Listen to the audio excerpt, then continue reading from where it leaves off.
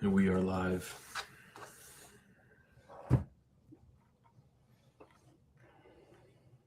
right. Waiting on Instagram. Make sure it comes through here. I think it should. There we go. Go live. All right. Welcome in, everybody. Welcome back to the Ascended podcast. It is Monday night, so we're back in the studio together. I know it's been on and off.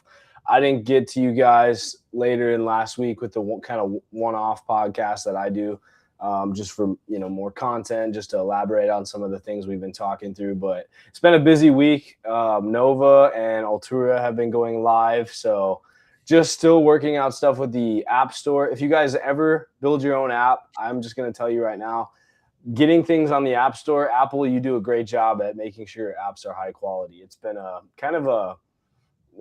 a process to get them out. That's the word I'll use, I guess. Anthony, you know that too, but it's been fun. It's been a fun time learning how intricate this really is, and it's harder than it looks to get listed officially. And when we get to that finish line, it's going to be a good time.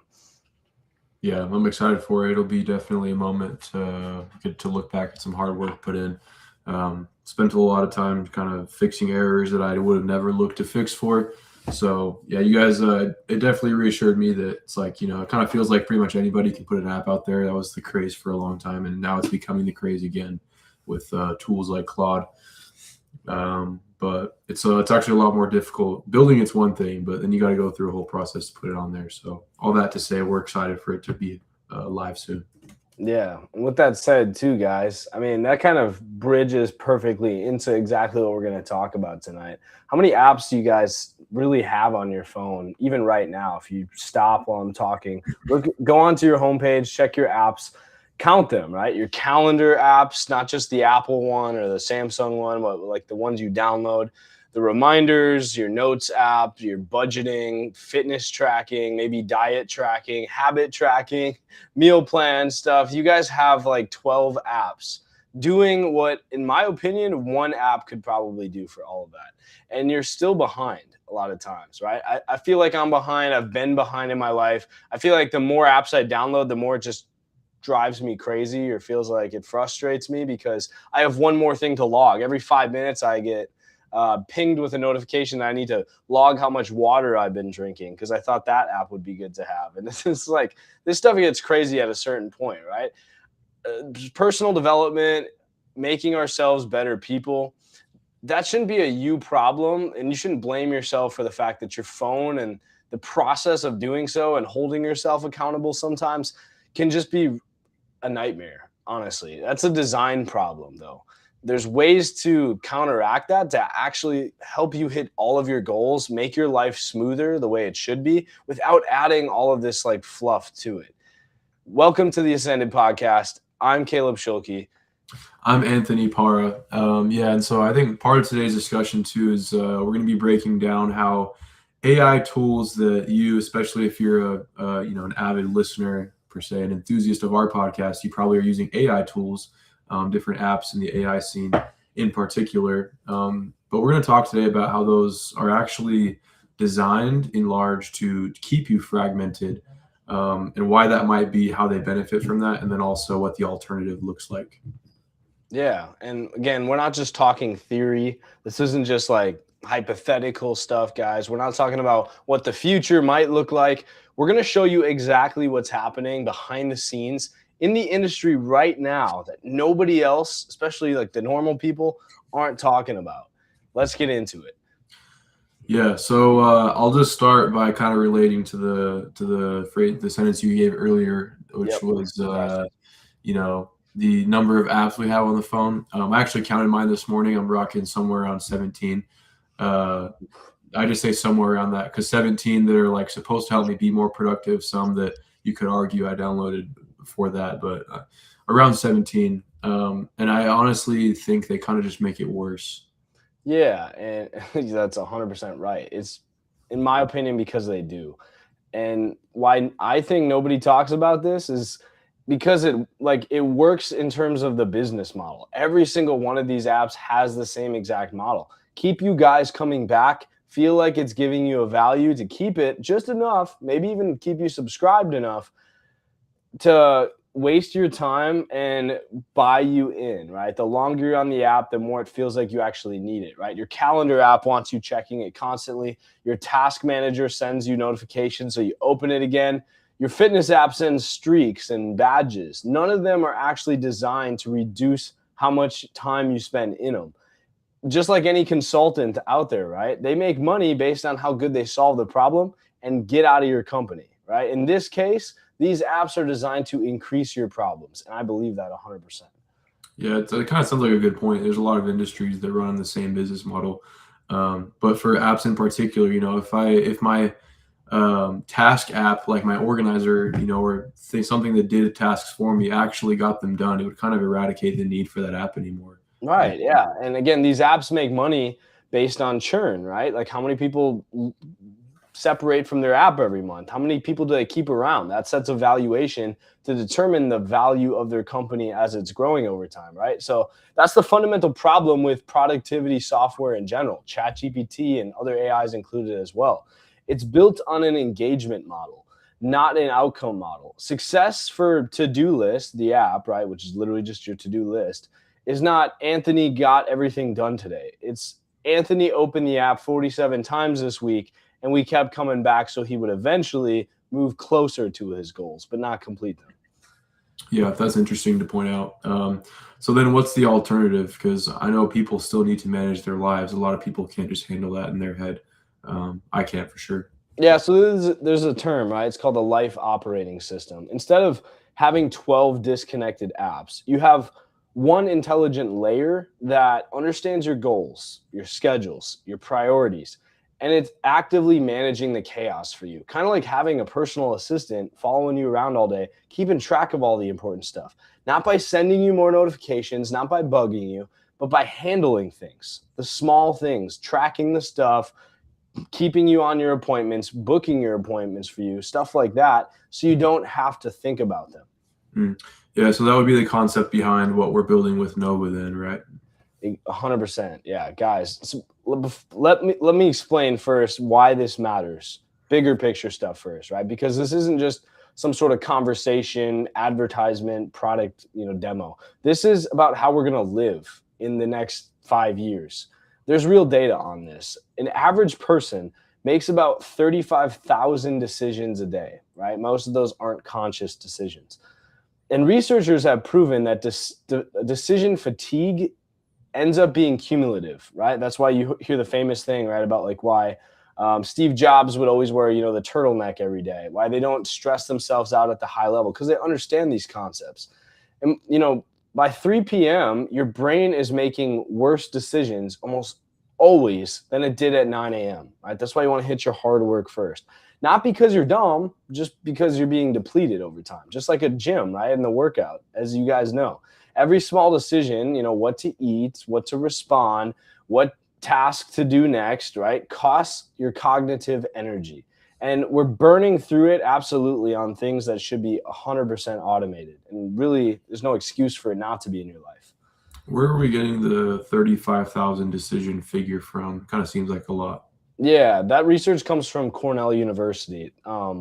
They found that we make usually over about 200 decisions just about food every day, right? Some of you might be making more. I think I make more a lot of times. When you stack every micro decision, checking your phone, figuring out what to reply to that person, right? Scanning email, checking what to, work on, it adds up fast. And here's the, I think, biggest part of this. The most successful people, like I've mentioned, already know this. Again, we said Steve Jobs. That's why, Mark Zuckerberg also wears the same outfit. That's why all these guys at the elite level are doing it properly. That's why Obama, only wore 2 suit colors. They're eliminating decisions to protect their cognitive bandwidth and their brains for what actually matters, especially when their job gets more important.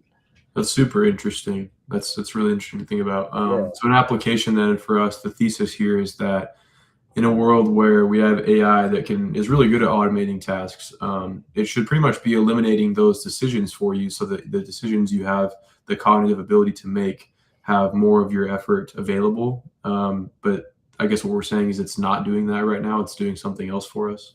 Yeah, not even close to that, really. And I'll tell you why, guys, as we move forward here, especially tonight. So take your notes, right? Why this reason is actually kind of dark. And that's the point we need you guys to understand.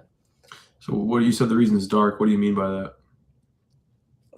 So this week, guys, Anthropic, which is the company behind Claude, the one everyone's like promoting on social media, talking about how great it is, how that's the next big move from ChatGPT. They accidentally leaked this week that they have this next generation model called Mythos in internal testing. They describe, or Fortune, broke the story, right? And Anthropic had to come out and confirm it. This was called a step change in capabilities. I'm going to define that, right? It's not like it's some incremental progression of AI. It's an entire chunk that we just skipped in progress, right? We're moving that fast. In the same week, Anthropic, Microsoft, and NVIDIA announced a $45 billion partnership. Billion, again, with a B. That's kind of an insane amount of money. That's like hard to fathom, actually. So, but what does that mean for regular people then?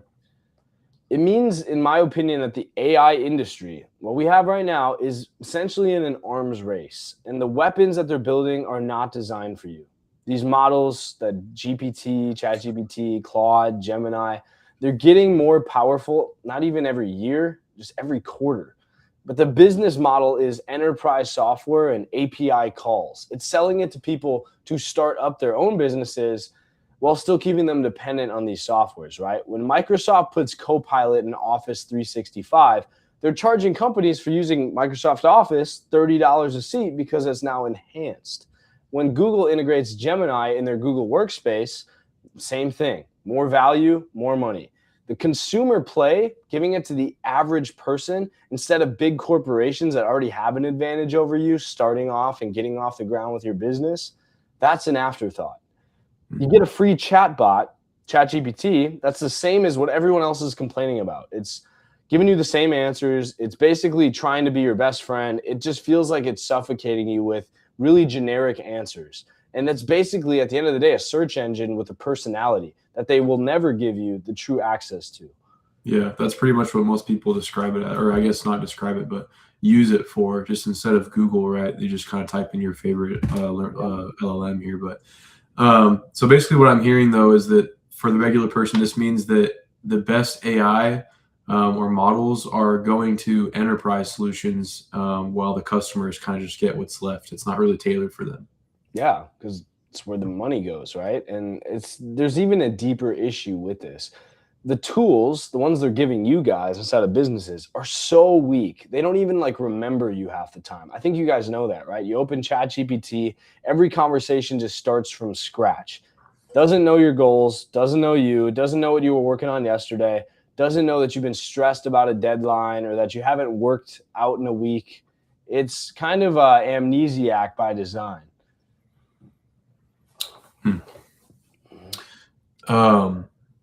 Why by design though? I mean, like, wouldn't it be better if it remembered for the uses that people use it for? Don't the companies know that? Yeah, I mean, 100% would be better, right? But it's kind of complicated for them because the moment your AI has like a persistent memory of you and knows who you are, your habits, your finances, your health goals, your relationships, that data becomes incredibly valuable and incredibly sensitive too. And these companies, these massive multi-billion-dollar companies, know that if they build true memory, they're on the hook for storing and protecting your personal information. So instead, they keep it kind of stateless, right? Every conversation is just disposable. And that means it can never really know you. So that must have been the gap that you saw, right? 100%. That's exactly the gap, right? And again, it just gets in like, this is only going to get worse as they make bigger partnerships. As more companies come in, ChatGPT doesn't want to leak their data to Microsoft and then Microsoft gets hacked, right? They have to protect it. And the more deals that these big partners do, the harder it's going to be for you to get an AI that actually matters, right? And I didn't just see this from using ChatGPT. I kind of felt it, right? I was in there, discussing business strategy, planning my content, right? Personal decisions. I was, again, doing consulting work, right? And I was telling people This is what you prompt ChatGPT with to come up with a 7-day content strategy or whatever it was, right? I was using this for everything, right? And every single time I had to explain or put screenshots in that said, my name's Caleb. This is what I'm trying to do. Nice to meet you for the 17th time. This is what my business does for the 17th time. This is what my goals are. Same thing. It's like having, a brilliant advisor that can answer all your problems with amnesia, though. You have to keep saying it, right? Everything I said, eventually I'm like, why doesn't this just know me? And when I realized that nobody was building that part of it because it was a risk or because they wanted to keep making, drug deals with bigger companies and worried about their data, it tells you something, right? It's not built for individual people like it was sold to us for. And when I realized that, we had to start building it ourselves, you and me. Yeah. And I kind of know, right? But just because a lot of people listening might have ideas like this, I kind of want to go through that process, right? So from your perspective, what was the actual leap from I see a gap in what's being offered versus what's available to I'm building a company to solve that problem? I mean, before I answer that too, like anybody that's watching this, try to think about like sitting there, right? And then being like, you know what? I can build ChatGPT. I can build the next, better thing than ChatGPT. Terrifying, right? And it still is. I'm 24 years old, about to turn 25 here. I'm bootstrapping this company with, basically no venture capital money, right? We have the Altura token that we've dropped for you guys to come in and help us grow and obviously reward yourself from it. But there's no, trust fund. There's no billion-dollar partnership with Microsoft in this. There are weeks where I look at the expenses and I think, can we actually pull this off? But what I've learned is, the feeling never really goes away with that. Every founder that I've talked to says the same thing. The anxiety getting a company off the ground is the cost you pay for admission into the big player room, right? The question isn't, do you feel scared about this? It's, would I regret not having tried? And for me, right, the answer is obvious. Yeah, that's a really good perspective. That I kind of like that you directed that towards the people watching this that might be in a similar situation. But let's go ahead and make this concrete, right? You keep saying life operating system. We said that earlier in the podcast. So kind of just picking your brain here, what does that actually look like when someone picks up their phone and uses Nova, the app that we're offering as a solution here?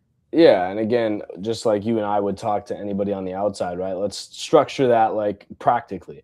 Let's say you wake up, right, and you open the app Nova, right? It's listed on the App Store as Altura AI. We're talking about the app, the model Nova, right? That's our specialty. Nova. You talk to Nova, it doesn't just say how can I help you today, right? Like ChatGPT, it already knows what's going on. You're gonna open it. It's gonna be like you have 5 tasks coming up today. You got a meeting, you got a haircut. You got to work out at this time. You got to respond to this guy's email, right? Et cetera, right? And it might say, you got XYZ meeting. Your biggest priority is probably, in my opinion, the client proposal that's due Thursday. And you haven't responded to these 2 emails from yesterday that are time sensitive. I drafted, this is the separator, responses for both of these emails. Do you want me to review them or should I go ahead and send them? Do you trust the input or do you want me to go take care of that for you? The haircut, it looks like it's conflicting with your meeting. Do you want me to go reschedule that haircut an hour later for you? These are the things ChatGPT won't do for you because it doesn't know you well enough to know what you like because you have to remind it of what you like. And it doesn't really solve the problem. It just tells you how to solve it. Mm. Yeah, so I'll hit on that again, the separator, right? You're telling me that it can draft the emails for you. Yeah, I mean, that's basically the takeaway here, right? Based on how you typically respond, your communication style, the context. Yeah. And if you say send them, right, they're sent. That's it. You just save 15 minutes before your first cup of coffee.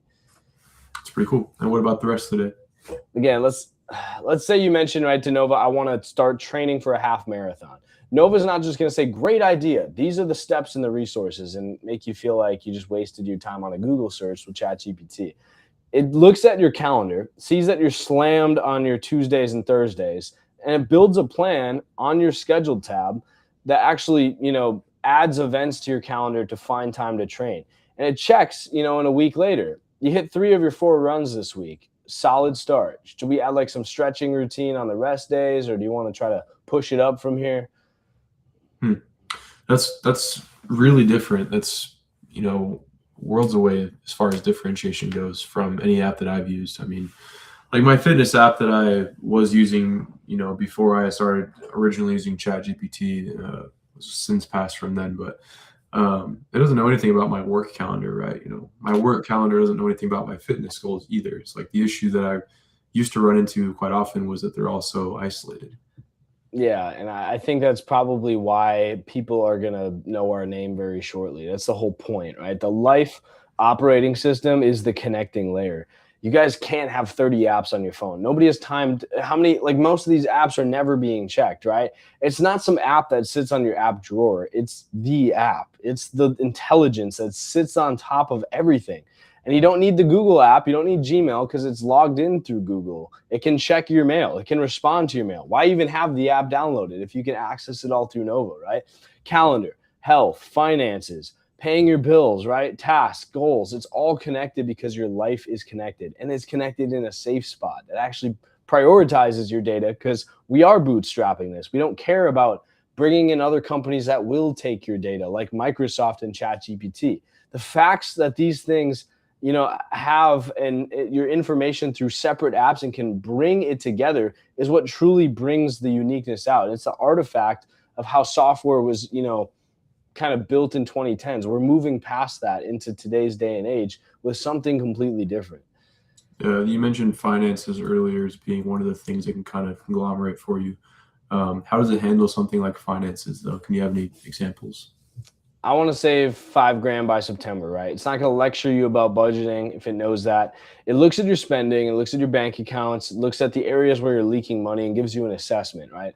Like you spent $340 on DoorDash this month, right? If you just cook 3 more nights a week, these are some recipes you can make given your fitness goals. Your savings, you can hit your savings goal maybe 2 weeks early, right? It's not judgy. It's just giving you math and context to help guide you there quicker. Yeah, and then of course it would remember, all of this across different conversations. You don't have to say the same thing over and over. Yeah, that's the point, guys. That should have always been the point. That's why we downloaded ChatGPT because it could get to know us, but it didn't. That's the core architecture.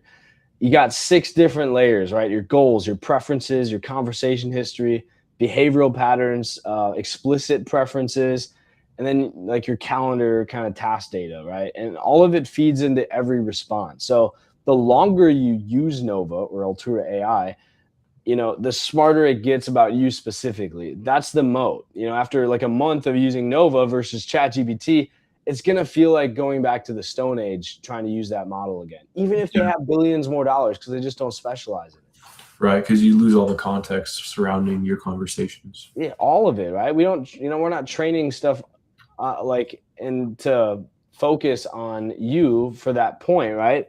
It's not that we're taking your data and using that to train our model on something. We don't put, your specific sensitive information into training our model. We use patterns and analysis of general, feedback that we get about our model to make it better. So we don't need that stuff. We're not spying on you. All the data is encrypted and isolated to your account, right? We're not training the models or selling data. It's just yours, which is how it should have been, period, right? In a world where all the AI other companies out there, the billion-dollar companies, have already done their deal with the devil, we are, that's just basically a data vacuum, and we refuse to go that route. Yeah, of course. So we talked about AI knowing you and managing your day, kind of keeping that context as an important factor into how it's giving you decisions to make, right? But you also mentioned something to me specifically before we started recording about AI that can actually do things on the internet. So just for the viewers, what does that mean? What was that conversation about?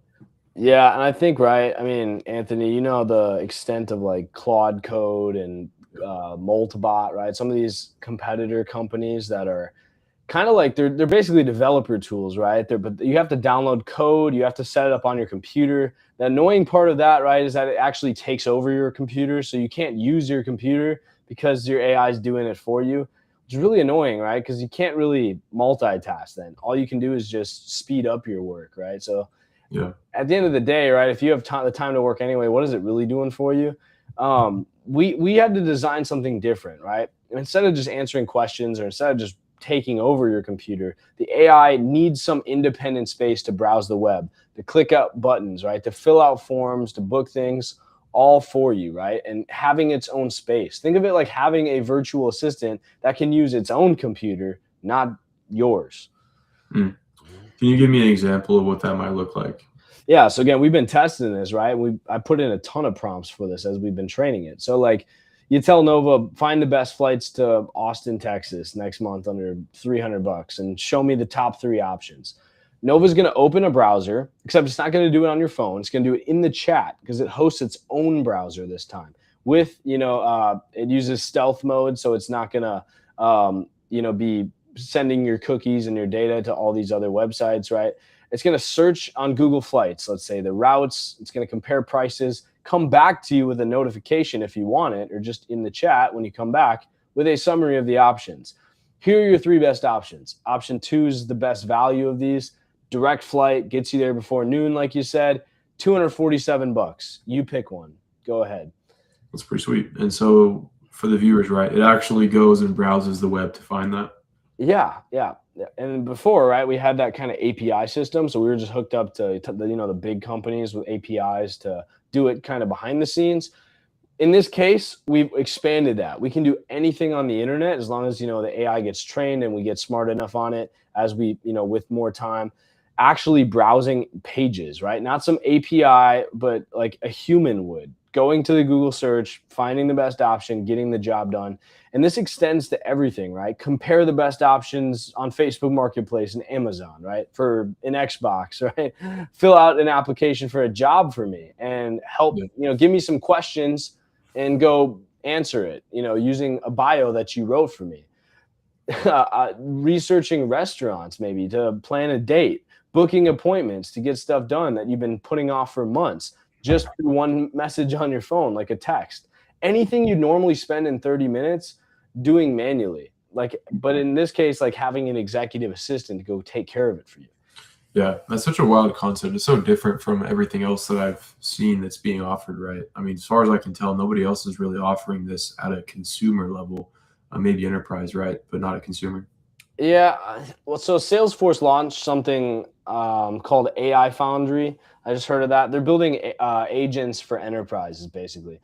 I hate Salesforce. Way too confusing for me, guys. I don't know if you're just like a corporate bro, but I just can't get into it personally. I'm into more like tighter team structures like that. We like Slack a lot. That's what we're getting into.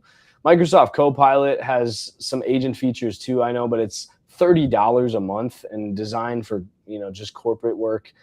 The personal agent, right? The one that helps you as an individual outside of your 9 to 5, right? But maybe even with your 9 to 5 too. That space is wide open because everyone said, why pay attention to the average person and give them something affordable in their price range when businesses will just pay for, 200 users in bulk, and that's way easier. Yeah. We found a way to get it in that range, and that's what we're working to be the first in. Yeah, so we're pretty early then, you'd say. Super, right? And that's by design. You have like ChatGPT, right? But they're not doing what we're doing. They have their agent mode they're working on, but it can't do the level of extent we have with the level of memory we have. I'd rather be first and scrappy, even if it's still in training with our model than, late and funded like these other companies are. In AI, as we know, right, the advantage goes to the first mover, just like anything else. And who builds the best memory and content and context engine and execution system first. The models themselves are commoditizing. Like everyone has access to the same base AI now. The differentiator is the layer on top, like the memory, how personalized it is, how much it actually gets stuff done and knows you, right? That's where people have to start innovating, not trying to build ChatGPT, but trying to take, maybe a llama model like ChatGPT and turning it into something great that can really expand and niche down on top. So, yeah, I appreciate that. Yeah. I kind of want to shift gears a little bit, maybe just talk entrepreneurship for a minute, have a little bit of an unfiltered discussion, but because I kind of think the audience needs to hear this on top of the updates to the AI world, that we regularly give. But so you mentioned earlier, you're 24, I'm 23. We're building an AI company, competing against other companies with literal billions in funding. you've been bootstrapping the whole thing yourself, right? Which sounds pretty insane on paper. So I kind of just wanted to know, what's the real experience of that, like emotional experience. Is what's the struggle like on that end of things? Yeah, and just like I said earlier, like again, put yourself in our shoes, guys, on the outside. What does that sound like? Like it's insane. It really it's still not real to me that we have something like this that we've been able to pull off, and especially without needing to make billion-dollar partnerships.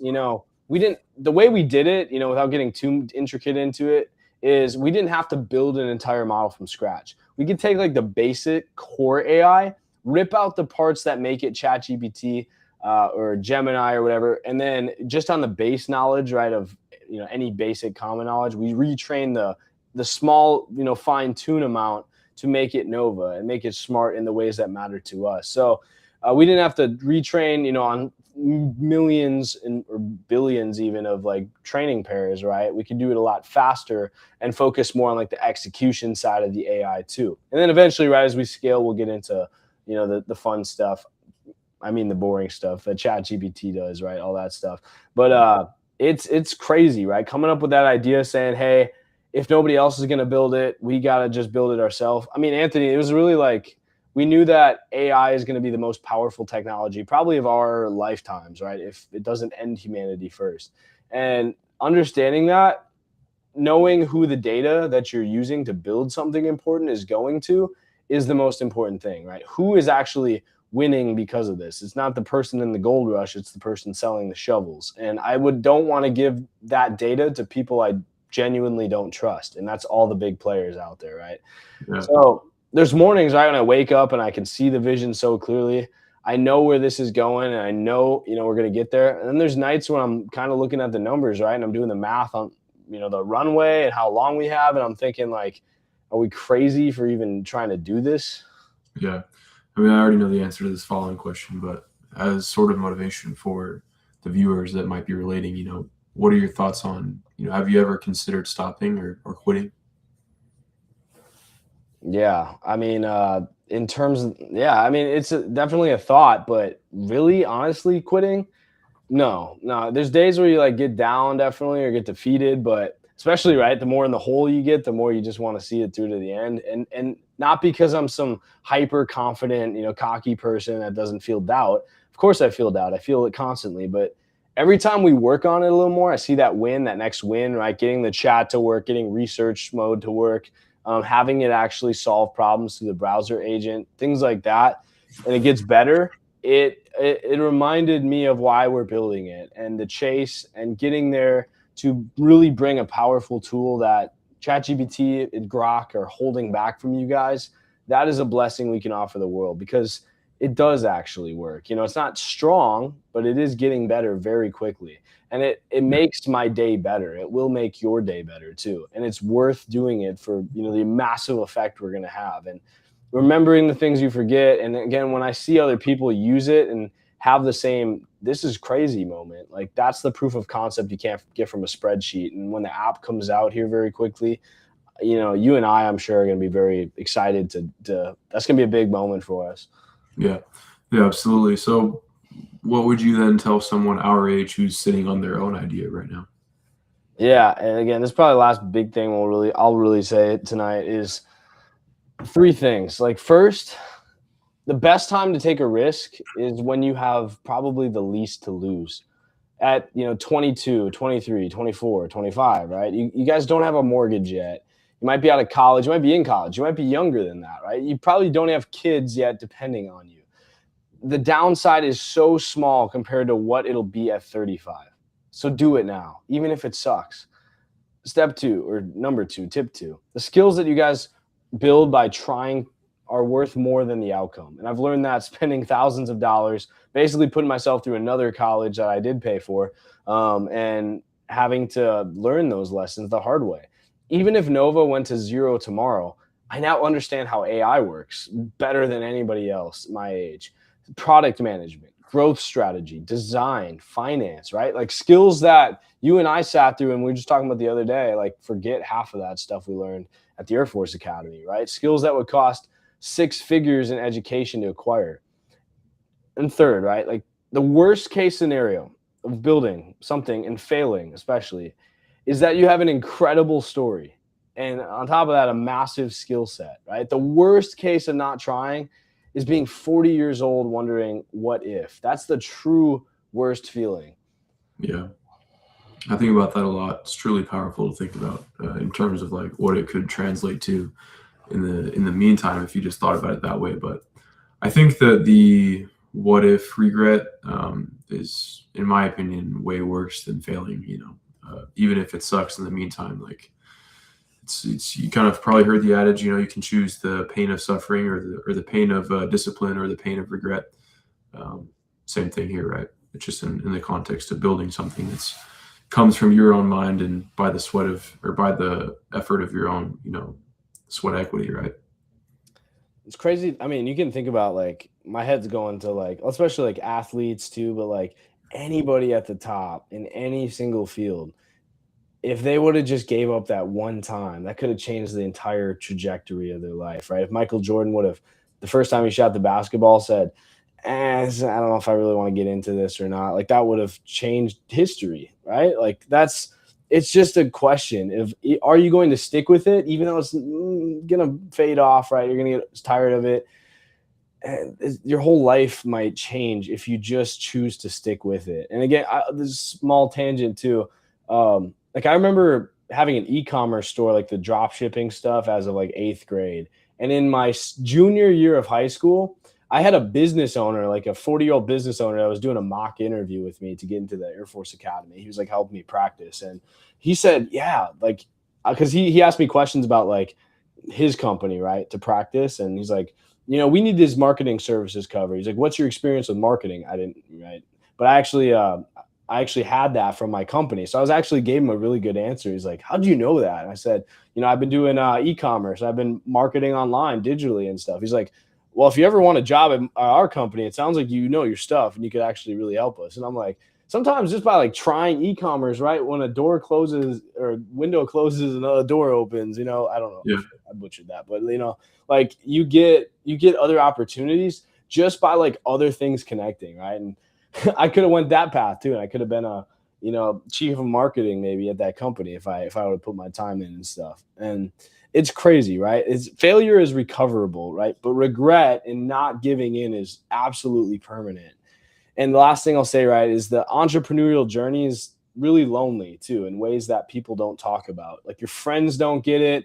Your family worries about you. You're going into debt a lot of times. You're making decisions every day that nobody else can make for you.